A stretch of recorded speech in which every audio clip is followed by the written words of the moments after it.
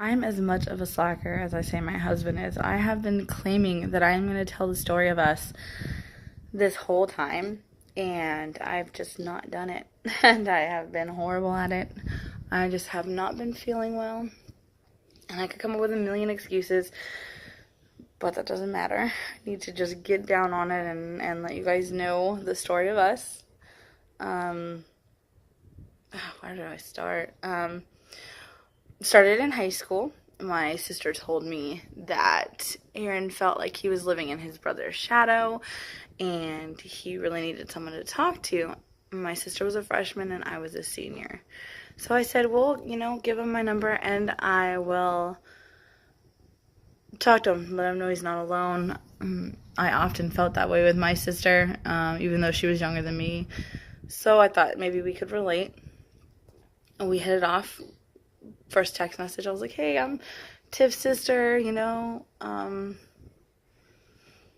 here if you need to talk. And he did. He just got to know each other, and nothing really ever happened about it. I think the last dance of senior year, he said that we can make it our first date, and I don't know, like, he was younger than me, my sister was that age, so I was like, oh, yeah, okay, I guess.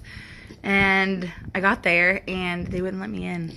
They said that because I had taken a drop F on 2 of the classes, that even though I was allowed to do all the end of the year senior stuff because I had moved those grades up, and I had dropped F them because I didn't need them academically, and I was living on my own and working. So, I mean, it was hard enough just going to school regular time.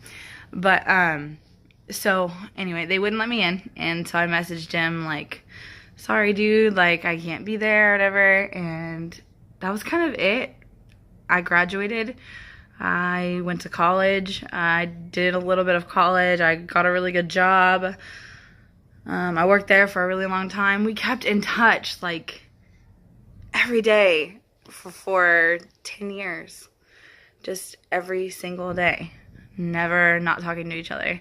And then if there was ever like a week span where we didn't talk, we would just pick up where we left off. Like, it was no big deal. We were just unbreakable friends.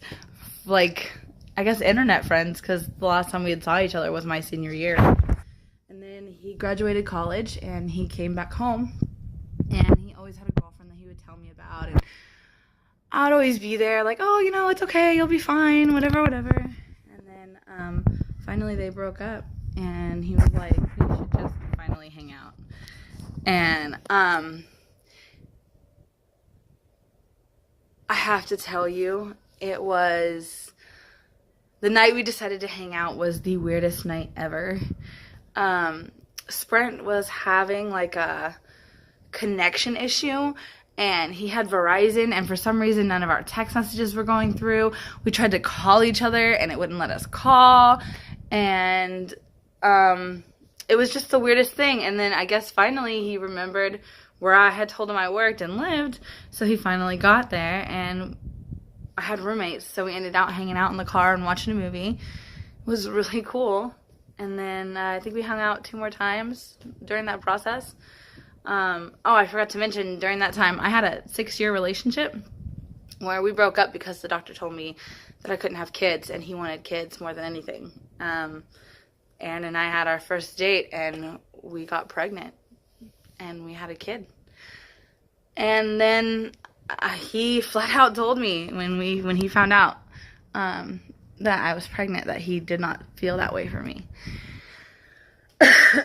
And when you're pregnant, you're emotional, and that was really a really hard pill to swallow, because I was like, what? Like, all this time together, like, and this is a miracle for me. Like, how could you not be on the same level as me? And he just wasn't right away. I'm trying to think of, like, everything. The way I told him was really funny, because I was so scared to tell him. I almost didn't. I almost just let it go and, like, stopped talking to him. And then everyone was like, no, you have to tell him, or, we will. So I was like, okay, fine. I told him, I'm pregnant. But the way I said it was, I had him come by the place. It was his dad's birthday when he came to hang out with me. I remember because he told me he was just settling down to watch TV with his dad on his birthday. And I was like, well, I would love to see you if you can. And he was like, okay, cool. And I was like, I really got to talk to you. And he's like, all right. So he came over and we started talking. And then I said, do you want to sit? Like, and he goes, oh, so it's that serious that I'm going to have to sit right now. And I said, yeah, it's pretty serious. So then I said, what did I tell him? Oh, I said, I have AIDS. And he goes, like, he turned white as a ghost, and he goes, what?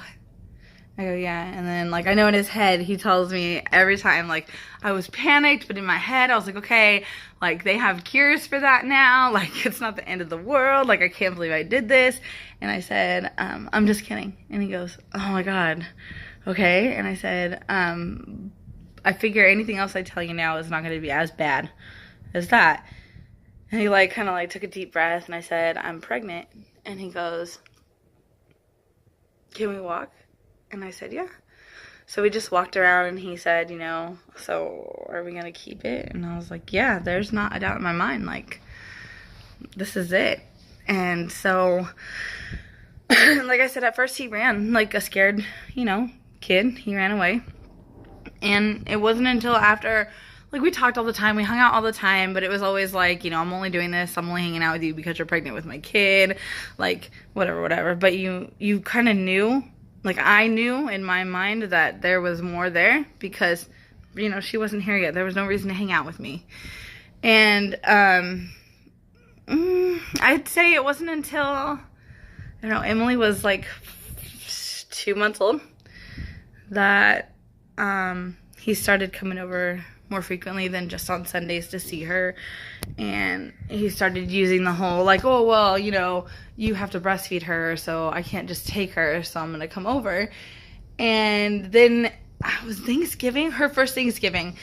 He invited us over as a family, and he had us all sit down, and his grandparents were there, and it was so much, I fell in love with his family. Like, any chance I got to be there, I was there, because I just loved being a part of that amazing family that they were, how accepting they were. And not that I didn't still love my family, like, it was different. It was his family, and they loved me even if he didn't, I guess. And then, he gave this, like, speech, and it was just like, I'm so happy to have them in my life. And he kept saying them. And I was like, I'm not going to read into it. I'm not going to get excited about it. Like, I'm just going to let it go. And then our first our first Christmas together was fun. We opened gifts for Emily, and we made sure we were both present. And he got me something, and he was all excited about it, and it was a Ouija board. And I was like, oh God, like, no, dude, I hate Ouija boards. But he knew I was, like, into that paranormal stuff, so I got why he got it for me. And actually, we've never used it. It's been 4 years now. We've never used that thing.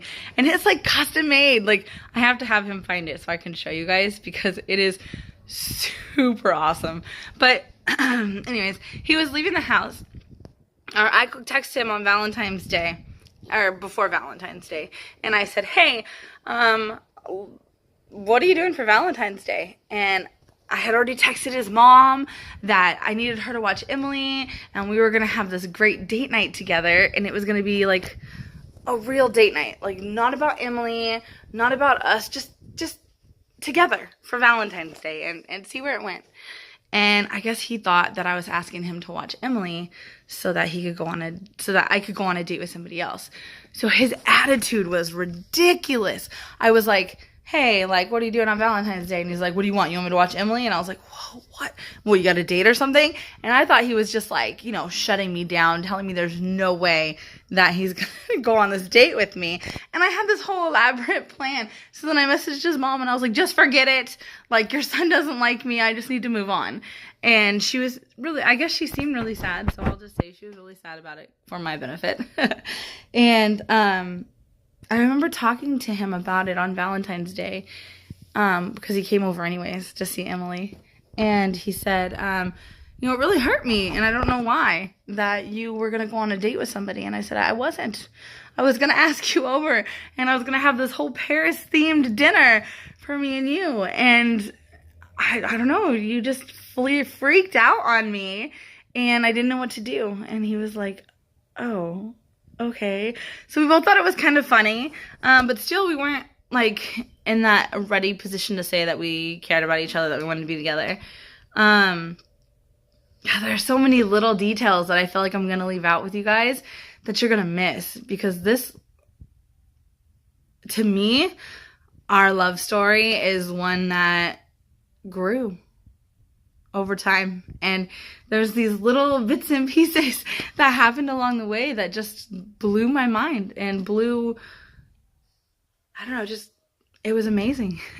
So anyways, then I'm trying to think of another time. Oh, we were sitting out together, and I asked him to build me a lemonade stand for, at the time I was doing photography. And he said that he would. So he's building me the lemonade stand. He sent a photo of it. And I was like, oh my God, I love you. And then I realized I had said, I love you. So I backpedaled and said, for doing this for me, thank you. And I took away that I love you because I was scared, right? Because he already told me I'm not his type. There's no chance, you know, in all worlds that we'd be together. And then he goes, I love you too. And then he goes, oh, for sure, you're welcome. And I was like, oh God, he said it, and I blew it. Like, I freaking blew it. Like, he said it, he admitted it, and I blew it. And then I think it was like, I don't know, 2 months or so later, we were sitting there, and he goes, I have to leave or whatever. And I'm like, okay. So he gave Emily a kiss, he gave me a hug, and he was walking out the door, and he's like, got sidetracked about something. Oh, there was a cat outside. And we started talking about the cat or whatever. And he's like, you better not bring it in, because I'm just an animal lover. And you guys will probably hear lots of stories about me wanting to save strays or getting attached to strays. Like this one. Hi, honey. She's never left my side. But yeah, so anyway, he was leaving, and he said, he just happened to slip and say, you know, I love you, guys. And I was like, wait, what? And he's like, bye. And he like left the door. And I was like, wait, what? Like, he said it. So I texted his best friend, and I'm like, oh my God, you guys, like, he said it. And it was like, see, I'm telling you, I'm missing things. Because like in the very beginning, he wrote this elaborate letter on Facebook about how we weren't together, but we were going to raise Emily together and all this stuff, right? And then on Thanksgiving, he started to make this change in him. And I was like, what is going on? Like, I don't know what it is. And then when he said that, I was like, whoa, like, he loves me. Like, I made that happen. Like, somehow along the way, two people who felt like they weren't meant to be together fell in love. Like, it's like that, the Shrek movie, you know, where you don't think she's going to fall in love with the ogre. That's a horrible reference, huh? Like, we're both ogres now. Oh, sorry, honey. But anyways, he asked me out on Mother's Day that year. So it would have been my second Mother's Day, because the first Mother's Day I was pregnant and I celebrated anyways. With just like, you know, my family, you know, wishing me happy Mother's Day. I left a lot of Emily out of this because it's not about her. I mean, it involved her entirely, but this wasn't about our building our relationship with her. This was about me and him building a relationship while loving and taking care of her. I don't know if it was just my, like, total acceptance into his, like, family and they love me, or if, you know, all my talks with his mom and saying that, like, I know he's the one. Yeah, I don't know, but we ended up falling in love and started dating in May. I think it was May 10th. Emily's first year. We had an amazing first birthday. If you look right above here, where is it at? Oh, it's a little higher. I don't think I could get it. There we go. You guys see that? That's her first birthday photo. Her entire family was there. We've never had a birthday like that again, where the entire family was able to be there and be a part of that photo. And I don't know, it just was like a whirlwind after that. Like, we got engaged in August of that year, and We got married December 7th of that year. Like, it was just boom, boom, boom, boom, boom. We were pregnant with our second kid. We moved in together. Actually, I remember the exact moment that he said he wanted to move in with me. We were doing this elaborate, like, video, this, like, horror video with Emily for my friend. She was doing a short film. And it was really fun. Like, I'll put it in the link so that you guys can see it if you want to. But it was, like, that moment where he was like, I want to live with you. And I was like, what? He's like, yeah, I want us to live together. And I'm like, okay. So, I mean, when I came to the moving thing, like, we made mistakes, I think, in the planning of the move. But I don't know, we've always, like, worked out our problems and I don't know, grew from there. And I mean, I assume he still loves me because we're still together. And, you know, sure, we've had a lot of issues in the past, and we've been, you know, rock bottom together, and I think we've built our way back up, and that's kind of how our love stays so strong. But I feel like you guys missed all that. Like, we didn't have a channel then, and I feel like you missed what made these gorgeous children and this gorgeous life together that you watch. You missed that.